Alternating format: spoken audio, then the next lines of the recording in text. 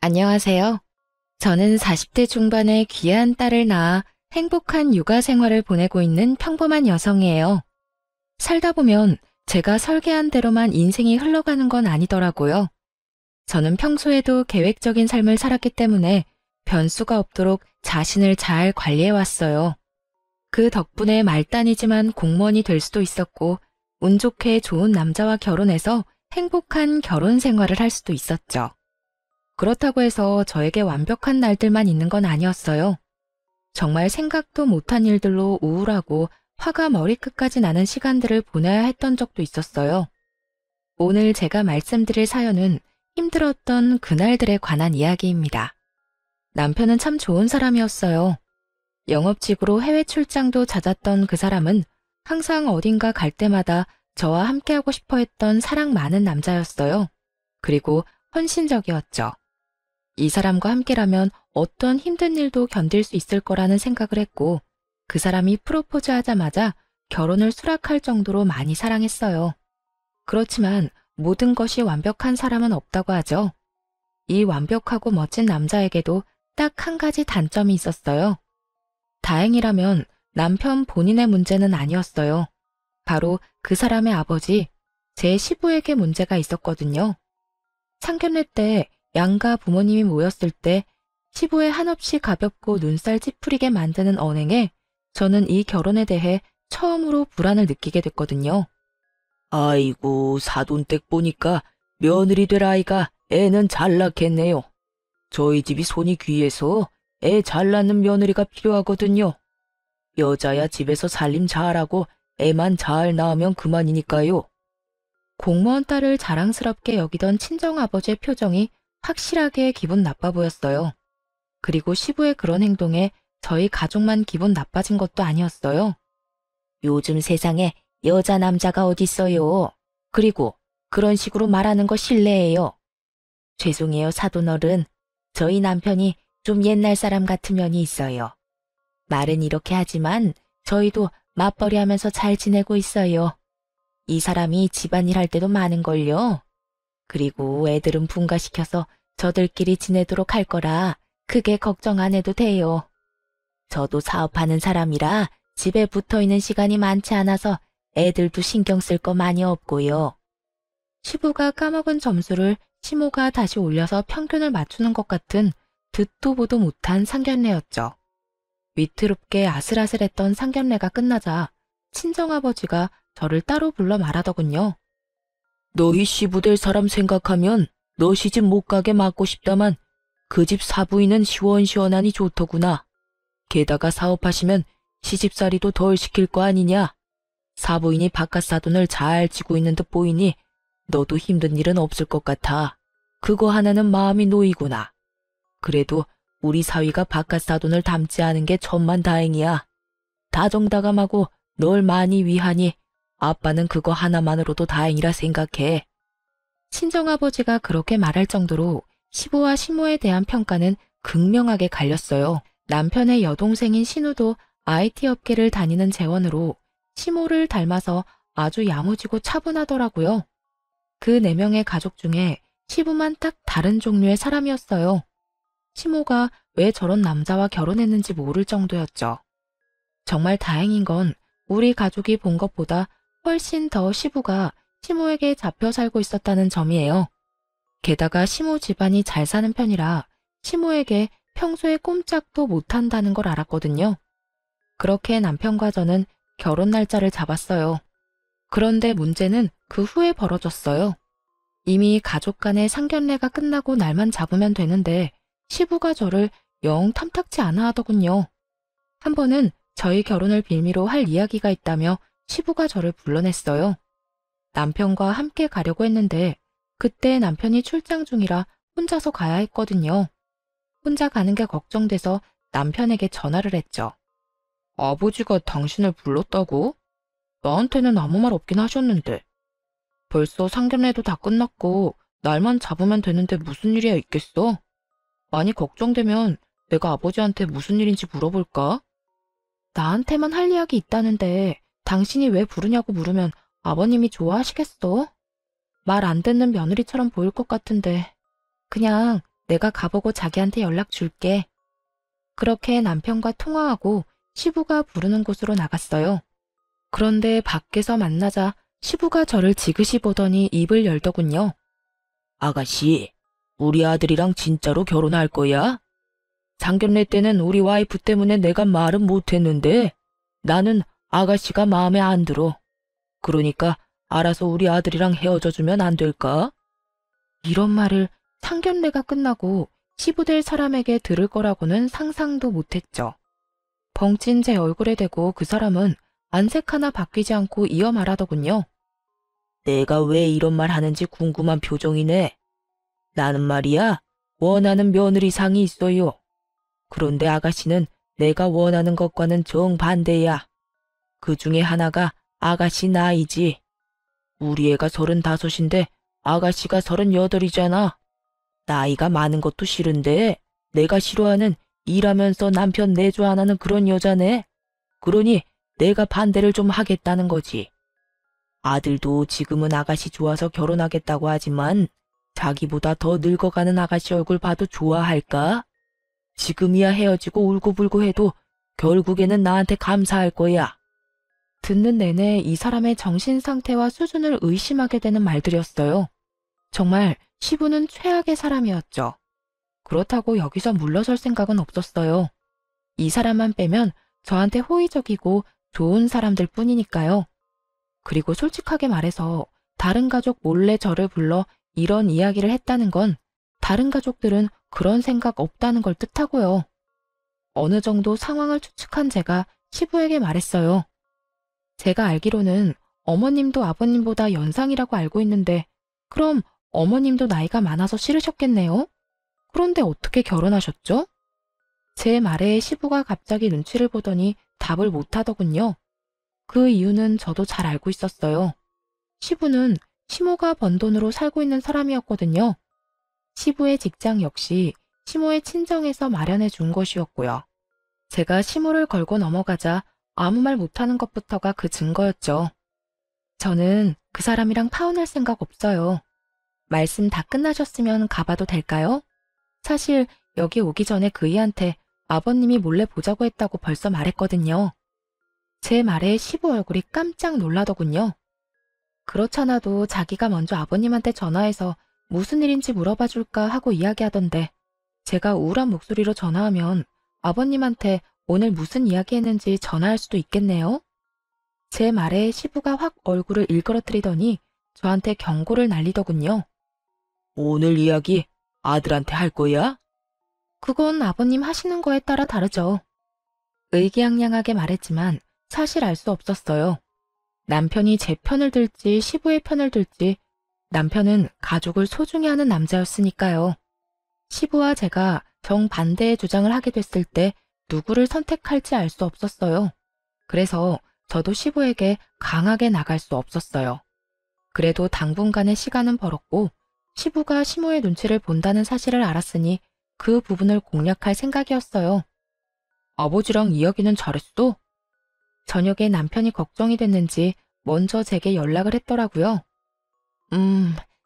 아버님이 나에 대해서 집에 따로 말씀하신 건 없어? 남편의 물음에 저도 물음으로 답할 수밖에 없었어요. 상황을 파악하려면 남편 상황도 알아야 하니까요. 사실은 그렇게 좋게 보신 건 아닌데 어머니랑 동생이 당신을 마음에 들어 하셔서 아버지도 그 뒤로는 아무 말도 안 하셨지. 왜? 당신한테 뭐라고 해? 정말 다행스러운 정보였죠. 내가 좀 모자라 보였나 봐. 나보다 더 좋은 며느리를 보고 싶다는 식으로 이야기하셔서 좀 놀랐지. 뭐? 아버지한테 내가 말해놓을까? 자기가 나를 좋아하는 것보다 훨씬 더 내가 자기를 좋아한다고? 확고한 남편의 마음까지 확인하고 났으니 저도 앞으로의 방향을 결정했어요. 시모를 공략해서 시부가 그딴 말은 할 수도 없게 만들어주겠다고요. 말만으로도 너무 고마워. 그러면 어머님이 어떤 거 좋아하는지 알려줄래? 그리고 평소 성격이 어떠신지도 알려줘. 저는 남편에게 시모가 좋아하는 것들에 대해 알아냈어요. 그리고 다음 날부터 시부 몰래 천천히 시모의 마음에 들기 위해 하나하나 준비했어요. 그리고 6월의 어느 날 아침부터 시댁을 찾았어요. 뜬금없이 찾아온 저에게 남편도 시모도 깜짝 놀라더라고요. 사실은 남편에게 아무 말 없이 찾아온 거였거든요. 어? 오늘 무슨 일로 우리 집까지 왔어? 우리 오늘 일정 있는데. 그래, 네가 와줘서 좋은데 우리 가족끼리 일이 좀 있어서 나가봐야 하는데. 시모는 난감한 표정으로 말하더군요. 그래서 제가 하얀색의 작은 조합꽃을 건네며 말했어요. 알고 있어요. 오늘 그이 외할머님 기일이잖아요. 작년에 들었어요. 사실 오늘 와야 할까 말아야 할까 고민 많이 했거든요. 그래도 저희 이제 상견례까지 했고 곧 가족 되는데 이런 행사에는 빠지면 안 될 것 같아서 이렇게 연락도 없이 불쑥 찾아뵙게 됐어요. 혹시 제가 잘못한 걸까요? 제 말에 시모가 눈시울을 붉히더니 기특하다는 듯 제 얼굴을 보더라고요. 그러면서 제가 건넨 꽃다발을 안고는 저를 꼭 안아주시더라고요. 너무 고맙다. 어쩜 이렇게 섬세하니? 그래, 너도 이제 가족이지. 우리 같이 가자. 그러자 시부가 뒤에서 또 초를 치는 소리를 하더군요. 상견례 했다고 가족은 아니지. 아가씨 경우가 없네. 가족 행사에 이렇게 다짜고짜 끼어들면 어떡하나? 생각이 짧아도 이렇게 짧을 수가 없어. 그리고 너 아직 우리 가족 아니야. 여보, 당신이 지금 그런 말 할 때예요?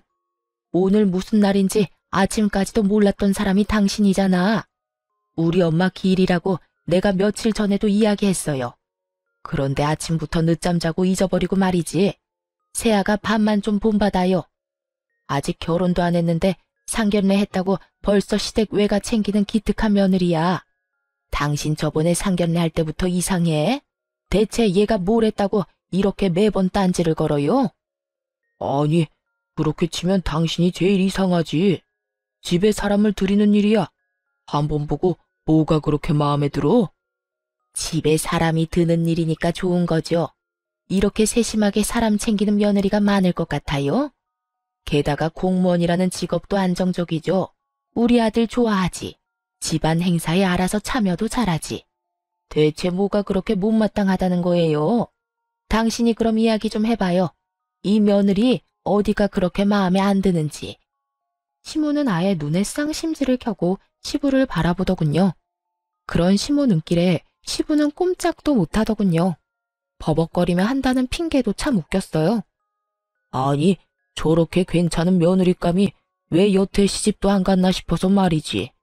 어딘가 문제가 있으니까 시집을 여태 못 갔을 거 아니야. 그 생각 때문에 걱정이 많아서 그래. 우리 아들이 얼마나 괜찮은 놈인데 더 좋은 며느리 데려올 수도 있으니까. 당신이 며느리 데리고 살 거예요? 며느리는 아들 마음에만 들면 되지 왜 당신이 새아가를 품평해요? 명색이 시아버지라는 사람이 며느리 아껴주지는 못할 망정. 시어머니도 안 하는 시집살이 시킬 셈이요. 그리고 아들이 좋다잖아요. 시모 말에 시부가 아무 말 못하고 고개만 숙였어요. 아버지, 저 이 사람 많이 좋아해요. 그러니까 이제 그만 허락해 주세요. 제가 이 사람 좋아하게 된 이유 중에 하나가 엄마랑 많이 닮아서거든요. 몇 년 만에 공무원 합격할 만큼 노력하는 사람이기도 하지만 엄마처럼 정도 많고 주변 사람 잘 챙기는 사람이에요. 부지런해서 하나부터 열까지 자기 손으로 해내려는 욕심 많은 사람이기도 하고요. 엄마랑 정말 닮아서 보고 있으면 도와주고 싶고 함께 해주고 싶고 걱정해주고 싶은 사람이거든요. 남편의 그 말이 체크메이트였어요. 시모의 눈동자가 반짝반짝해졌거든요. 그렇지 않아도 며느리 행동에 감동을 느낀 차였는데 아들이 그런 며느리가 자기랑 똑 닮았다며 그래서 잘해주고 싶다는 이야기를 들으니 시모 기분이 엄청 좋아졌어요. 그리고 시모의 기분이 좋아짐과 동시에 시부에게는 외통수였어요. 아들이 데려온 여자가 엄마를 닮아서 좋다는데 거기서 안 된다고 하면 엄마 닮은 여자 싫다고 하는 꼴이잖아요. 시모 능력으로 다른 사람들보다 배는 편하게 사는 시부가 시모의 심기를 거스를 생각은 할 수도 없었던 거죠. 그렇게 저는 저를 눈의 가시처럼 생각하는 시부의 방해에도 불구하고 남편과 무사히 결혼할 수 있게 됐어요. 시모와 신우의 전폭적인 지지 아래에 말이죠. 그런데 결혼을 하고 나니 궁금한 게 생기더라고요. 시부는 도대체 왜 저를 그렇게 싫어했을까? 그 이유를 모르겠더라고요. 저한테 말한 걸 보면 나이가 많다, 일을 하기 때문이다, 이런 어이없는 이유를 댔잖아요. 그게 진심이라는 생각은 안 했거든요. 그래서 남편에게 슬그머니 물어봤어요. 저기, 우리 결혼 전에 아버님이 나 싫어하신 적 있잖아. 혹시 아버님이 왜 나를 별로 좋아하지 않았는지 당신은 혹시 알고 있어? 그거? 사실은 우리 아버지 엄청 가부장적인 집안에서 크셨거든. 남자는 하늘, 여자는 땅, 이런 집안. 게다가 그런 집에 독자로 태어나셨으니 그런 사상이 몸에 배어 있어. 근데 어머니가 사업하면서 돈도 잘 버시잖아. 워낙 어머니가 잘 나가니 억눌려서 더 그런 거지. 당신이 어머니처럼 잘 나갈 것처럼 보이는 게 싫었던 모양이야. 남편 말을 들으니 더 의아했어요. 그런 사람이 그 시대에는 그렇게 드물다는 직업 있는 신여성이랑 어떻게 결혼을 한 거야? 누가 봐도 순종적이고 의존적인 여자랑 결혼하실 것처럼 보이는데 나한테도 남편 내조 안 할 것 같다고 일하는 며느리 싫다고 하셨거든. 아버지가 학교 졸업하기 직전에 할아버지랑 할머니가 돌아가시는 바람에 가세가 많이 기울었대. 그때 취직한 곳이 우리 외갓집에서 운영하는 업체였고 거기서 두 분이 만나서 연애 결혼하셨다고 하더라고.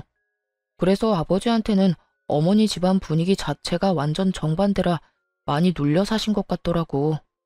나는 솔직히 이해는 안 가지만 어린 시절을 떠받들며 살아오셨는데 여자에게 사업을 할 수 있도록 해줄 만큼 개방적인 외가 집안 분위기가 안 맞아서 그런 것 같아.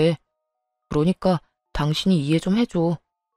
가만 보니 시부의 콤플렉스 때문에 애꿎은 제가 미움받는 것 같더라고요. 제가 시모와 그런 면에서 많이 닮은 탓에 그 콤플렉스를 건드린 모양이고요. 어쨌든 그 뒤로 시부는 저를 그런 얼토당토 않은 이유로 건드리지는 않았어요. 게다가 시모가 항상 바쁜 탓에 저희는 시댁에 자주 가보지도 못했고 제가 가끔씩 점심시간에 시모와 약속을 잡아 시부 없이 시모와 남편 이렇게 셋이서 식사를 하는 경우가 더 많았죠. 그렇게 별 문제 없이 지내는 것 같은 저희 부부에게도 문제는 있었어요. 바로 2세 문제였죠. 결혼이 결정된 뒤부터 제 나이를 고려해 자연 임신을 하려고 그렇게 노력을 했어요. 그런데 1년이 넘도록 임신이 안 되더군요. 솔직히 저는 제 탓이 아닐까 하는 생각을 했어요. 일단 나이가 제가 더 많잖아요. 게다가 38이라는 늦은 나이에 결혼을 하기도 했고 그래서 초반에 병원에 가자는 이야기를 남편에게 못하겠더라고요. 그런데 도저히 안 돼서 병원을 예약했어요. 난임센터를 방문하기로 결정하고 예약일이 다가오는데 남편의 갑작스러운 해외 출장이 잡혔어요. 이번에는 문제가 생겨서 가는 출장이라 어쩔 수 없이 꼭 가야 한다고 하더군요. 그렇게 저 혼자 예약한 병원으로 향했죠. 솔직히 병원 예약을 다음으로 미룰까 생각도 했는데 혹시라도 이 난임이 나이의 문제라면 한시라도 일찍 이유를 알아내는 게 중요할 것 같다는 생각이 들었거든요. 그래서 저 혼자라도 가기로 했어요. 그렇게 남편 없이 혼자 검사를 하고 왔는데 결과가 좋지 않았어요. 노화로 난소 기능이 저하됐다는 이야기를 들었죠. 다행인 건 임신이 아예 안 되는 건 아니라는 거였어요. 시험관으로 충분히 가질 수도 있다고 했죠. 출장에서 돌아온 남편은 그런 저를 위로해줬어요.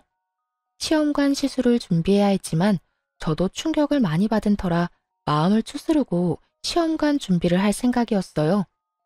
이 사실을 시부모에게 알리는 것도 걱정이었거든요. 남편은 어머니라면 이해해 줄 거라며 아버지에게는 나중에 알리고 어머니한테만 알리면 되지 않겠냐고 하더군요. 저도 그게 좋은 생각인 것 같아 시모에게 전화로 이야기를 먼저 꺼냈어요. 그랬더니 시모가 괜찮다고 너야말로 괜찮냐며 저를 위로해 주셨어요. 시모의 위로에 얼마나 울었는지 몰라요. 그런데 그 다음날 시모가 가족 식사를 하러 시댁에 한번 들르라고 하더군요. 마음 고생한 며느리에게 밥이라도 함께 하자고 하는 것 같아 고마운 마음에 시댁에 들렀어요. 그런데 시부가 집으로 들어온 저한테 대뜸 삿대질을 하며 소리를 질렀어요. 너 불임이라며? 내가 이럴 줄 알았어. 그래서 너랑 우리 아들 엮어주기 싫었던 거야. 다 늙어서 젊은 애랑 결혼하면서 애도 못 만들어주는 게 될 일이야? 어떤 상황에도 애는 낳아줘야지. 벼르고 있었던 모양인지 시부의 말에는 가감이 없었어요. 필터링 없이 뇌에서 나오는 대로 짓거리고 있었죠. 보다 못한 남편이 시부를 말렸어요. 아버지, 그만하세요. 제 와이프한테 무례하게 굴지 마시라고요. 그리고 불임이 아니라 난임이에요. 저희 시험관 하기로 이미 결정했고 준비 중이라고요. 아이고, 늙은 난자가 퍽이나 도움이 되겠다, 응? 넌 왜 이렇게 속이 없어? 도대체 이런 여자 어디가 좋단 말이냐, 응? 세상에 놀리고 놀린 게 여자야. 젊고 더 예쁘고 싹싹한 애가 놀렸는데 왜 저런 늙기만 하고 당돌한 애를 며느리감으로 데려왔어? 이참에 이혼해라. 우리 집안이 어떤 집안이야? 대를 못 잇는 건 말이 안 되는 거지. 여보, 도대체 새아가한테 무슨 말을 하는 거예요? 어떻게 몸이 안 좋은 애한테 그런 말을... 너 집에 돌아가. 이런 데서 저런 말 듣고 있을 필요 없어. 내가 나중에 연락하마, 응? 시모가 필사적으로 저를 내보내려 했었어요. 저는 어안이 벙벙하고 지금 이 상황이 머릿속에 잘 들어오지도 않았어요. 남편이 화를 내자 시부가 전화기를 꺼내 들고는 어딘가로 전화를 했어요. 예, 접니다. 아니 이런 식이면 곤란하죠. 애도 못 낳는 딸을 손이 귀한 집에 시집을 보내면 어떡합니까? 우리 집안 대 끊기면 당신네가 책임질 거야? 응? 정말 경악스럽게도 그 인간은 저희 아버지에게 직접 전화해서 따졌어요. 남편이 놀라 시부의 전화기를 빼서 강제로 꺼버렸어요. 아버지, 이런 식이면 저 다음부터 아버지 안 봐요. 왜 이렇게 사람이 무례하고 잔인해요? 제가 사랑하는 여자고 저는 애 없어도 상관없다고 몇 번이나 말했잖아요. 아버지 이런 식이면 저 절대로 애 가질 생각 없어요. 남편이 화나서 시부에게 퍼붓는 동안 제 핸드폰이 끊임없이 울렸어요. 친정아버지 전화였어요. 제 어깨를 감싸며 시부로부터 보호하듯 서 있던 시모가 친정아버지의 전화를 보고는 시부 앞에 나섰어요. 여보, 내가 말했죠? 행동 조심, 말 조심. 당신 그렇게 마음 가는 대로 살다 보면 분명히 나중에 문제 생길 거라고 말했는데도 이런 짓을 저질러요? 며느라기 눈에 눈물 나게 하지 마요. 그러다 당신 눈에 피눈물 나면 어쩌려고 말을 함부로 해요? 그리고 며느리 당신이 데리고 살 거예요? 당신이랑 같이 살 며느리도 아닌데 왜 당신이 그렇게 신경을 써요? 데리고 살 사람은 우리 아들이고 아들이 좋다니 앞으로 며느리한테 신경 쓰지 마요. 아버지, 진짜 너무해요. 같은 여자로서 저도 얼마나 화나는지 모르죠? 새언니가 우리한테 얼마나 잘했는데 진짜 아빠 잘한 일 하나도 없어. 사람이 어떻게 이렇게 잔인해? 이제 언니도 우리 가족인데. 시부를 제외한 나머지 가족들이 저를 보호하고 나섰고 저는 그런 가족들의 위로와 걱정을 한 몸에 받았어요. 아가, 미안하다. 이런 꼴 보게 하려고 오라고 한 게 아니야. 네가 힘들어 보이길래 밥이나 든든히 먹이고 신경 쓰지 말라고 우리는 그런 거보다 네가 더 중요하다고 그렇게 말해주려고 부른 거야. 아프고 힘든 일을 누가 원해서 겪겠니? 어쩌다 보니 어쩔 수 없이 이유도 없이 그렇게 다가오는 게 그런 일이라는 걸 우리가 모르지는 않아. 그러니까 너무 자책하지도 말고 힘들어하지도 말고 네 시아버지 정신 나간 소리도 귀담아 듣지 말고 네 남편 말만 듣고 살아. 그 위로에 눈물이 어찌나 나는지. 3명의 시댁 식구들이 너무 잘해줬기에 이혼은 생각지도 못했어요. 저 한 사람이 이 물을 모두 흐리고 있구나 하는 생각을 했죠. 그리고 속으로 언젠가 저 뺀질거리는 얼굴에 한 방 먹을 날이 오기만을 빌었죠. 그 뒤로 시모와 남편의 배려로 저는 시부와 만나지 않게 됐어요. 그런데 얼마 지나지 않아 시부와 자리를 함께할 일이 생겼어요. 바로 신우의 상견례 자리였죠. 남편도 미안하다며 조용히 밥만 먹고 오자고 이야기했었어요. 그런데 그날 완전 엄청난 문제가 생겼어요. 그것도 시부의 입방정 때문에요. 사실 가서도 시모는 제가 시부와 조금이라도 같이 있거나 가까이지 못하도록 만들어줬어요. 그래서 시부가 저에게 시비를 걸지도 못했죠. 그리고 상식적으로 이런 자리에서 며느리에게 시비를 거는 시부를 보고 그 결혼이 성사될 리 없잖아요. 그래서인지 냉랭하기는 했지만 상견례 자체의 분위기는 나쁘지 않았죠. 그런데 시부가 곁들여 나온 인삼주를 꼴깍꼴깍 마시기 시작하더니 정신 나간 소리를 입 밖으로 내는 거예요. 사돈, 우리 딸이 제 입으로 말하기도 그렇지만 참 괜찮은 딸입니다. 데려가시면 횡재하시는 거예요. 예, 그렇겠지요. 저희도 그렇게 생각하고 있습니다. 저는 남 좋은 일만 해주는 사람이에요. 보세요. 억만금을 줘도 부족할 만큼 귀한 제 딸은 남의 집에 보내고 저희 집에는 망가진 걸 데려왔으니 제가 원통해서 요즘 밤마다 잠이 안 와요. 세상에 며느리가 불임이라 애를 못 낳는다는데 이보다 더 나쁜 일이 어디 있겠습니까? 아들이 둘인 것도 아니고 하나뿐인데 말이죠. 여자가 할 일이 뭐예요? 애 낳는 게 가장 큰 일 아니오? 예? 시부의 그 말에 시모와 신우가 사색이 됐어요. 상대방 쪽도 완전히 당황해서 눈치만 보더군요. 여보, 당신 술 너무 많이 취했어요. 죄송합니다. 이 사람이 술을 좀 과하게 했어요. 오늘은 여기까지만 하고 돌아가서 나중에 나를 잡아서 다시 간소하게 만나든지 합시다. 시모가 겨우겨우 상황을 정리하고 남편은 화가 끝까지 난 상태로 시부를 집으로 데리고 왔어요. 오는 길에 시부가 술이 좀 깼는지 집에서 완전 난리를 피웠어요. 내가 못할 말했어? 애 못 낳는 거 보고 애 못 낳는다고 그러지. 쓸데없는 거 맞잖아. 아빠, 어떻게 그런 말을 제 상견례에서 하실 수 있어요? 도대체 새언니 이야기는 거기서 왜 해요? 제 상견례잖아요. 아버지 행동 하나에 제 평판이 달린 걸 모르셔서 이래요? 당신 도대체 왜 이래요? 왜 이러긴? 너희도 그러는 거 아니다. 왜 며느리 편만 들고 내 편은 안 드는 거냐?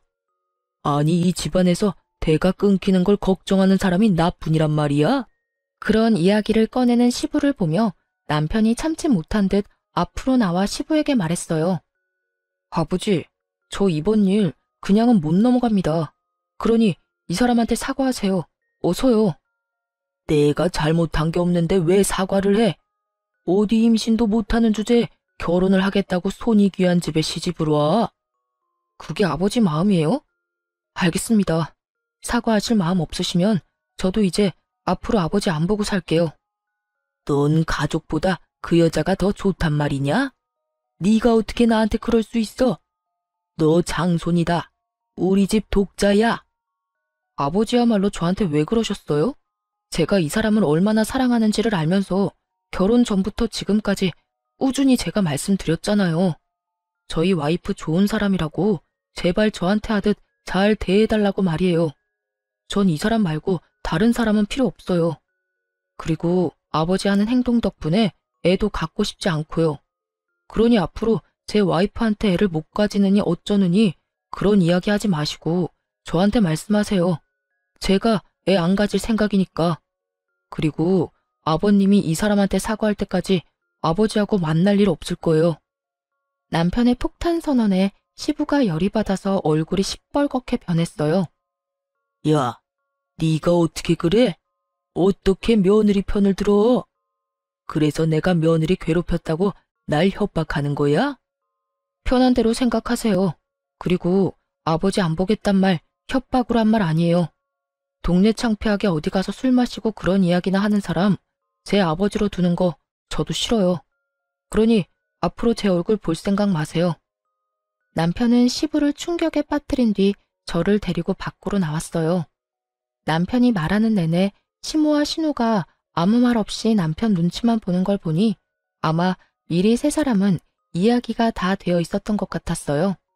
그게 아니었으면 시모가 중간에라도 말렸었겠죠.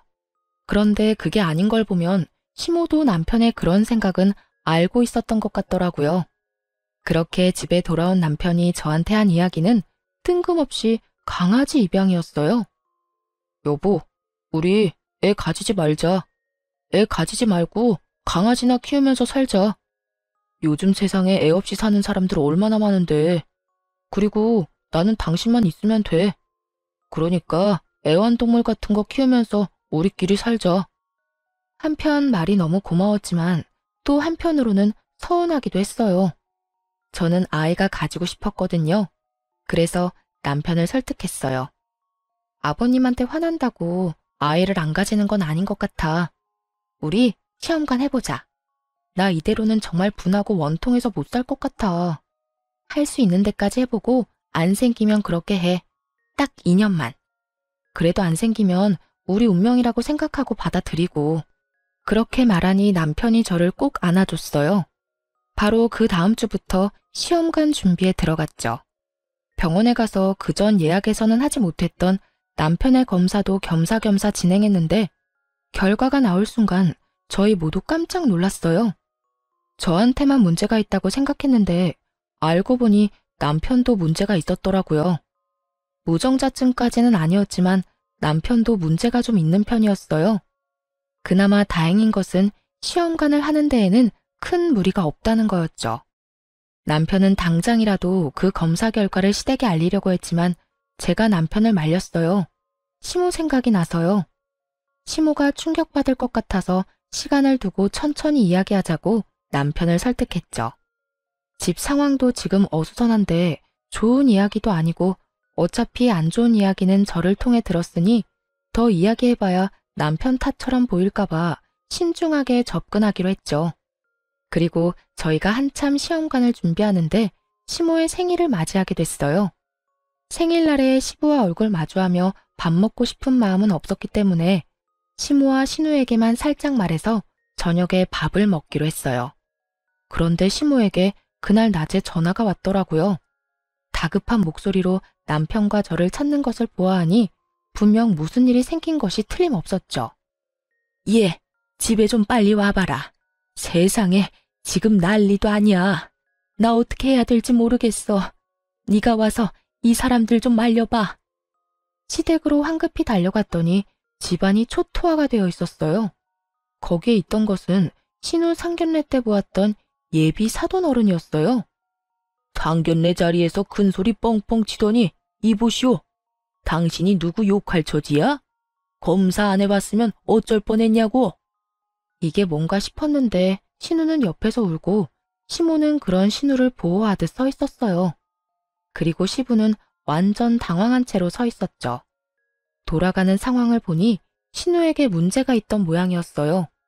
그런데 갑자기 쳐들어와 이런 무례라니 우리를 얼마나 우습게 본 건지 짐작도 안 가더라고요. 아니, 검사 결과가 잘못된 거 아닙니까? 내 딸이 그럴 리 없어요. 그럴 리가 없기는 검사 결과가 거짓말일 리가 없잖아. 아니, 어떻게 애도 못 낳는 여자를 들이밀어? 난 이 결혼 절대 허락 못해.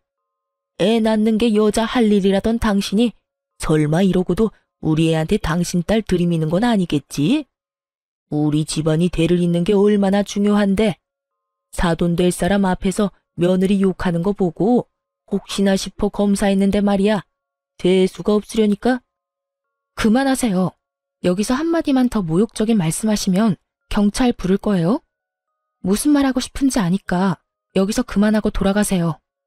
제가 그렇게 말하자 그 사람도 저를 째려보더니 나가더군요. 한시름 놓는데 시부가 신우 손목을 끌어당기며 말하더군요.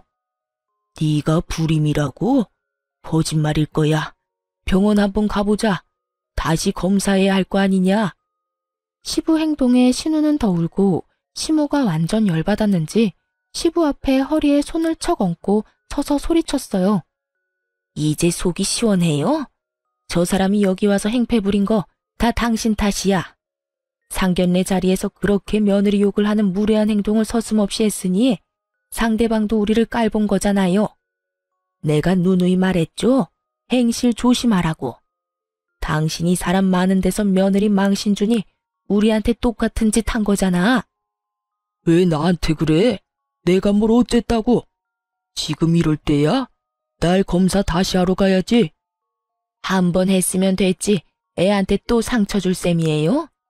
머리라는 게 달려있으면 생각을 좀 하고 살아요. 검사 다시 해서 어떡하려고요? 확인을 해야지. 확인해서 뭘 어쩔 건데? 확인 사살시키려고? 그만하세요. 아버지, 이렇게까지 저를 비참하게 만들 셈이에요? 아버지가 무슨 생각하고 있는지 알겠어요. 여태 올케 언니한테 하던 막말을 저한테 하고 싶은 거겠죠. 저 지금 아버지 얼굴도 보고 싶지 않아요. 내가 누누이 말했죠? 남의 눈에 눈물 나게 만들지 말라고. 옹졸한 마음으로 며느리 눈에 눈물이나 나게 만들더니 결국은 제 딸한테 피눈물 나게 만든 게 당신이야. 왜 입방정을 떨어요? 당신이 상견례에서 그딴 말만 안 했어도 저 사람들이 이런 식으로 난동 피울 일은 없었지. 그렇게 시모가 화내고 있는데 남편이 신우를 달래며 그렇게 말하더군요. 요즘에 난임이라는 거 불치병 아니야. 내가 병원 가서 알아봤거든. 그리고 나도 검사 결과 안 좋았어. 신우를 달래려고 하는 그 말에 시부가 뜬금없이 눈에 불을 켜더니 시모를 쳐다보며 손가락질을 하며 큰 소리를 쳤어요. 가만 보니 당신이 잘못한 거네. 어떻게 문제 있는 자식들만 낳아서 나를 이렇게 비참하게 만들어? 지금 당신 무슨 말을 하는 거야? 이 미친 인간아. 뭐? 나 때문? 애는 혼자 낳아. 내가 혼자 만들었어? 너 반, 나 반이야. 이 인간이 어디서 남 탓을? 그럼 그게 내 탓이겠어?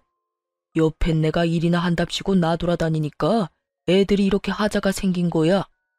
내가 처음부터 그런 생각 들었지.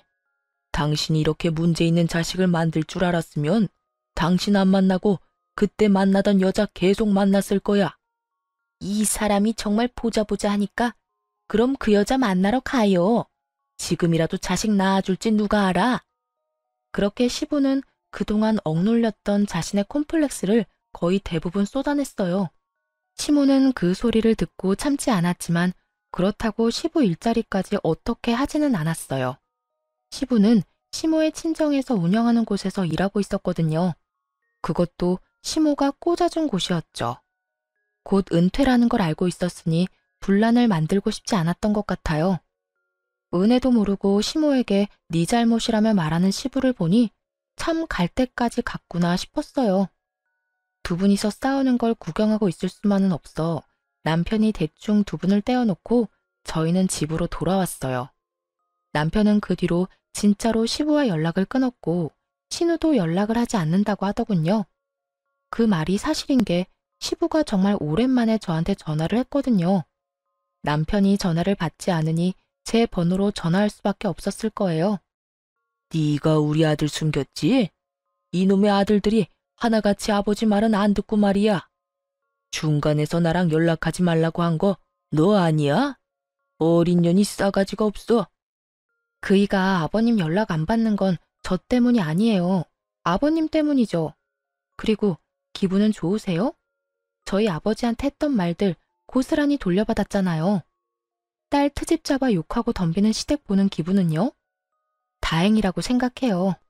얼마 전에 아버님 때문에 듣지 않아도 될 말까지 들은 저희 아버지 기분을 알게 됐잖아요. 그리고 자식들하고 연락하고 싶으면 자식들한테 직접 연락하세요. 쓸데없는 며느리 도움은 왜 구하시는지? 너 지금 나한테 빈정대는 거야? 어? 길게 듣고 싶지도 않아 전화를 뚝 끊어버렸어요.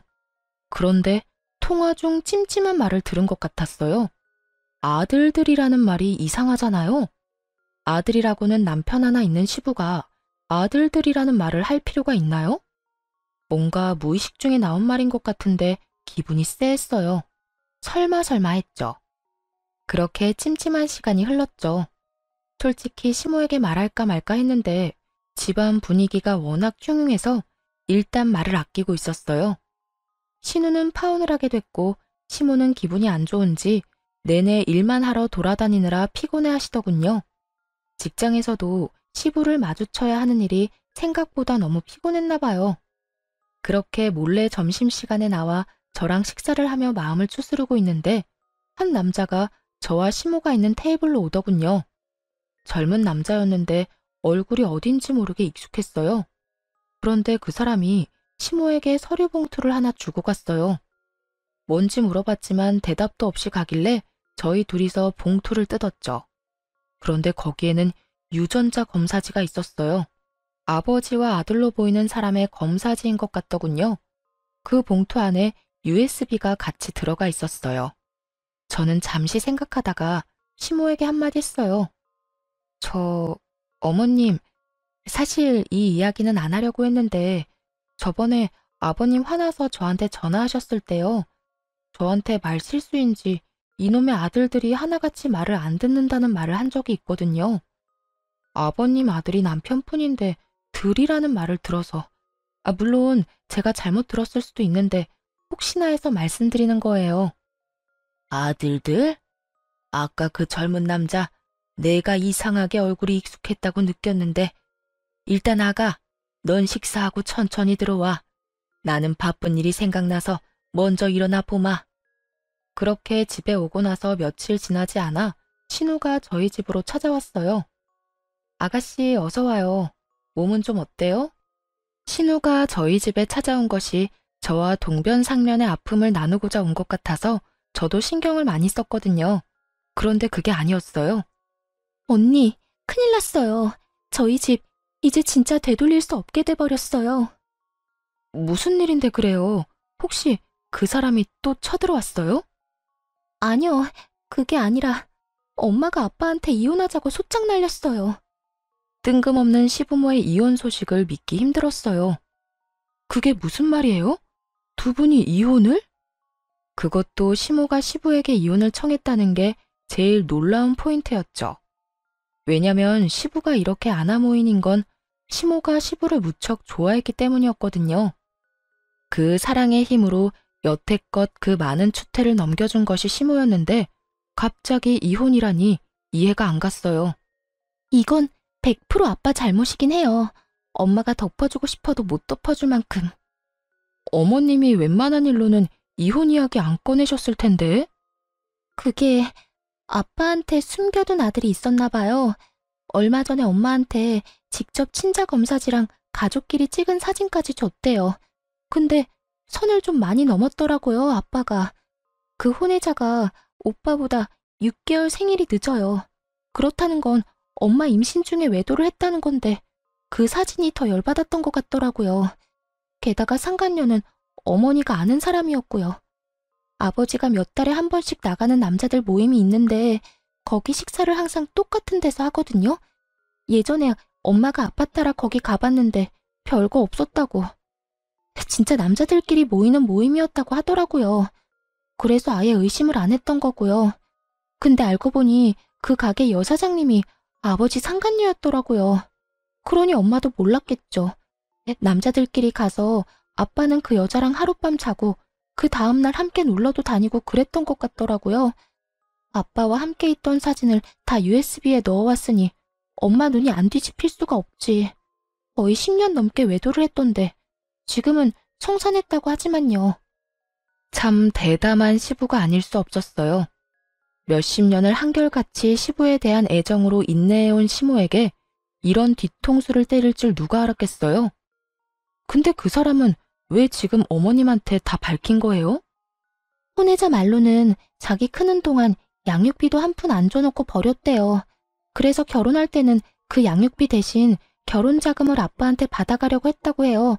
근데 아빠가 절대 안 된다고 매몰차게 거절해서 열받아서 엄마한테 그걸 보냈다고 하더라고요. 그리고 자기는 이제까지 아빠 없이 컸으니 지금이라도 소송해서 아빠 되찾겠다고 저러니 엄마 입장에서는 곤란한 거죠. 이야기를 들을수록 머리가 아파왔어요. 그래서 어머님이 이혼 이야기 하신 거네요. 엄마가 뭐라는 줄 알아요? 아무데나 씨 뿌리는 바람둥이보다 씨 없는 순정남이 낫다고. 앞으로 아들 며느리 딸한테 그 지조 없고 더러운 생식 능력 자랑하지 말고 입 다물고 이혼 준비나 하라고 했어요. 시부가 그렇게나 중요하게 여기던 씨 때문에 결국은 이런 사달이 났으니 그 뒤로 어떻게 됐냐고요? 아주 지옥이었죠, 시부에게. 그 혼의 자식이 진짜로 친자 소송하는 바람에 시모는 시부와 빠르게 손절하고 이혼했고 시부는 위자료 내고 재산 분할은 거의 받지 못했다고 하더군요. 시모나 시부 이름으로 된 재산이 없었거든요. 거의 대부분이 재단 이름으로 되어 있어서 재산 분할 대상에 들지 않은 것 같았어요. 살고 계시던 집도 시모 친정오빠 이름으로 되어 있어서 뺏기지 않았다고 하더군요. 결국 개털된 시부가 혼외자를 찾아가 내가 네 아빠다 하고 말했지만 그 혼외자가 끈떨어진 시부를 좋아한다고 말할 리 없잖아요. 알고 보니 시부를 철저히 고립시키려고 소송 진행했던 거고 한창 소송 중에 시부 이혼했다는 이야기에 취하했다고 합니다. 결국 친아들이 친자 확인 소송을 안 하니 부양의 의무도 사라져 중간에 붕 뜬 거죠. 시부가 찾아갔는데 여태 무시하며 남으로 살았으니 앞으로도 남으로 살았으면 좋겠다며 버렸다더군요. 시부는 와이프와 자식들에게 모두 버림받은 데다가 직장마저 은퇴한 직후라 돈도 못 벌고 단기 알바로 근근히 먹고 산다고 하더군요. 대가 끊어질까봐 며느리에게 모진 소리, 못된 행동하던 시부가 그 대를 이어줄 자식들에게 모조리 버림받은 걸 보니 속이 시원하더군요. 대를 이을 가족이 있으면 뭐 하나요? 자신의 되먹지 못한 언행으로 몸졸이 나가 떨어지게 만들었으니 결국 이제는 혼자 주변에 아무런 가족도 없이 쓸쓸히 노후를 맞게 됐잖아요. 늙은 후에 보면 자신이 걸어온 길이 보인다고 하죠. 시부의 현재를 보니 시부가 어떤 길을 걸었는지 정확하게 보이더군요. 시부가 시모에 의해 버림받고 남편과 신우는 시부를 찾지 않았어요. 다만 우리들끼리 찾은 이 안정과 평화를 지키는 쪽을 택했죠. 저와 남편은 어렵게 시험관으로 아이를 낳았고 신우는 그때의 남자와 헤어지고 다른 남자와 결혼해 저희처럼 시험관 시술을 준비 중이에요. 시모는 한동안 시부와의 피 터지는 이혼 소송으로 힘들어하긴 했지만 첫 손주 소식에 예전처럼 밝은 미소를 보내주고 있어요. 요즘에는 손주 재롱 보는 재미로 행복한 노후를 만끽하고 계시죠. 정말로 결혼을 하고 태풍 같은 일들이 휘몰아쳤던 것 같아요. 그래도 인생 통틀어 그런 안 좋은 날만 있는 건 아니잖아요. 나쁜 일 있으면 좋은 일도 있고 그게 인생이라고 생각해요. 여러분들의 많은 생각을 댓글로 남겨주세요. 지금까지 제 긴 사연 들어주셔서 감사해요. 다들 행복하세요.